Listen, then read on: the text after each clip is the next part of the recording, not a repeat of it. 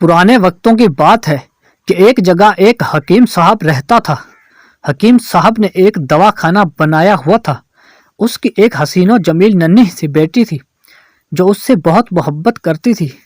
हकीम साहब की बीवी की एक अजीब आदत थी कि जब हकीम साहब अपने दवाखाने पर जाते तो उसकी बीवी अपने घर की तमाम खाने की ज़रूरत की अशिया एक चिट्ठी में लिखकर उसे दे देती और हकीम साहब इस चिट्ठी को जेब में डालकर दवाखाने चले जाता। हकीम साहब की एक अजीब आदत थी कि वो उस वक़्त तक मरीज़ों से फीस लेता जब तक कि उसकी बीवी की दी गई चिट्ठी में मौजूद अशिया को खरीदने के पैसे मुकम्मल हो जाते थे। जब इन अशिया के पैसे मुकम्मल हो जाते तो वो मरीज़ों से फ़ीस लेना बंद कर देता था, चाहे कोई मरीज़ अमीर ही क्यों ना हो।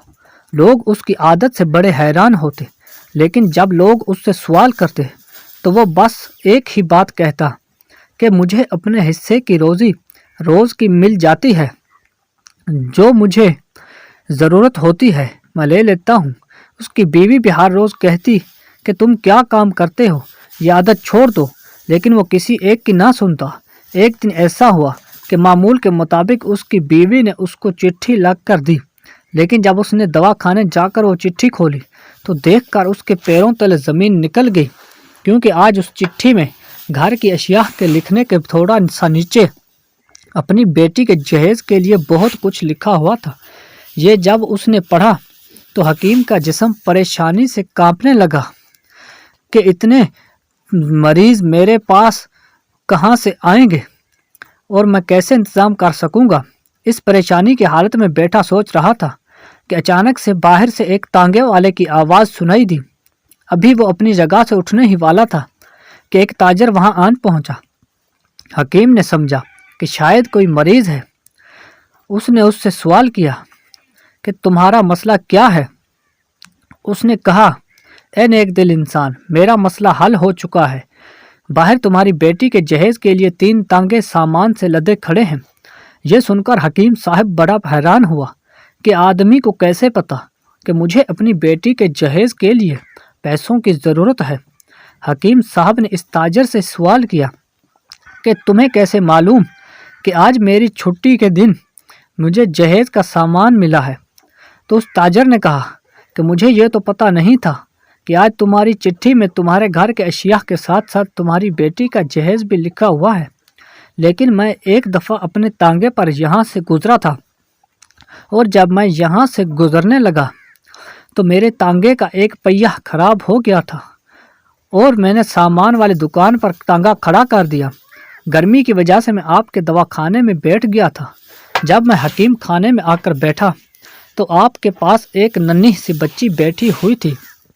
जब उसने कहा कि अब्बा जान घर चलें, मुझे भूख लगी है, लेकिन आप अपनी बेटी को बार बार टालते रहे।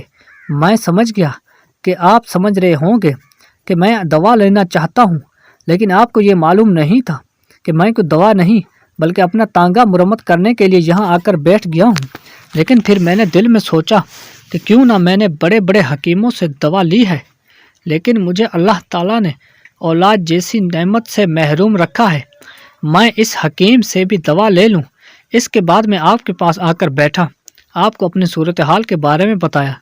आपने मुझे उसी वक्त कागज़ में लिपटी हुई 6 पुड़ियाँ दी और आपने कहा था कि बारी बारी अपनी बीवी को पिलाना, अल्लाह ताला तुम्हें औलाद से नवाजेगा। लेकिन जब मैं आपको फ़ीस देने लगा तो आपने कहा था कि आज की अशिया के पैसे हो गए, मैं फ़ीस नहीं लूँगा। मैं बार बार इसरार करता रहा। मैं आपसे इस दिन फ़ीस नहीं ली थी और मैं खामोशी से वो पुड़ियाँ अपनी जेब में डालता और अपना तांगा लेकर वहाँ से चला गया। घर जाकर जब मैंने अपनी बीवी को आपकी दी हुई पुड़ियाँ पिलाई तो अल्लाह के करम और फजल से मुझे अल्लाह ताला ने एक बेटा और एक बेटी से नवाजा था और बेटी के आते ही मेरे कारोबार में ऐसी बरकत हुई कि उसी वक़्त मेरे पास सिर्फ एक तांगा था और अब मैं बहुत बड़ी तिजारत का मालिक हूँ। मेरी बेटी जवान हुई तो जब मैं अपनी बेटी के लिए बाज़ार से जहेज़ का सामान खरीदने के लिए गया तो अचानक मुझे वही आपकी नन्ही सी बच्ची दिल में बार बार याद आने लगी और आपका एहसान याद आने लगा। जब मैं अपनी बेटी के लिए जहेज़ खरीद रहा था, वही जहेज़ मैंने तुम्हारी इस नन्ही सी बच्ची के लिए भी खरीद लिया اور ایسا کرتے کرتے میں نے 3 تانگوں کی جگہ 6 تانگے سامان کے خرید لیے۔ آپ مہربانی کر کے یہ تحفہ قبول فرمائیں۔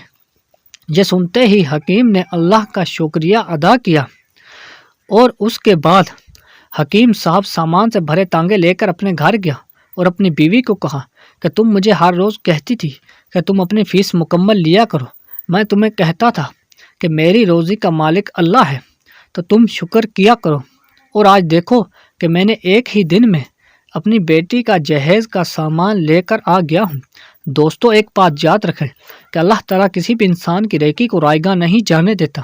بس فرق صرف اس بات کا ہے کہ کسی کو اس کی نیکی کا صلہ چند لمحوں میں دے دیتا ہے، اور کسی کو اس کی نیکی کا صلہ 20 سال کے بعد بھی دیتا ہے۔ بس ایک ہی بات دل میں رکھیں کہ جب ہم کسی کے ساتھ نیکی کرتے ہیں تو اللہ تعالیٰ اپنے بندوں کے ساتھ بھلائی اور نیکی کرنے کی توفیق عطا فرمائے، آمین۔ اگر آپ کو ہماری یہ کہانی اچھی لگی تو لائک اور شیئر کر دیجیے، اور چینل کو سبسکرائب کرنا مت بھولیے۔ ملتے ہیں نیکسٹ ویڈیو میں، تب تک کے لیے اللہ حافظ۔